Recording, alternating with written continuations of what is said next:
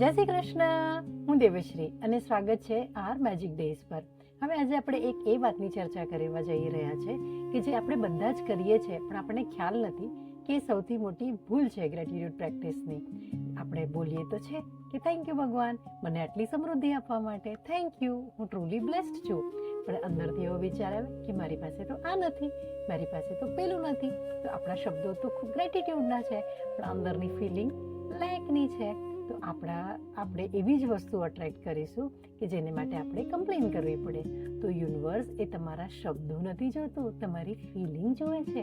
તો હવે આ ફિલિંગને ચેન્જ કઈ રીતે કરીએ?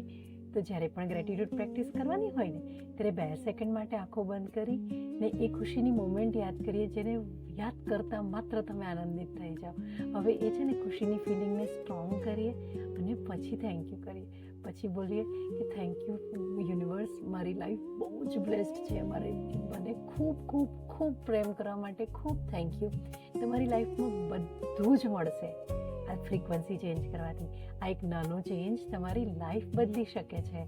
તો આજે કમેન્ટમાં બતાવો તમે કઈ વાત માટે ગ્રેટફુલ છો અને ફોલો કરો આર મેજિક ડેઝને. મળીએ. જય શ્રી કૃષ્ણ.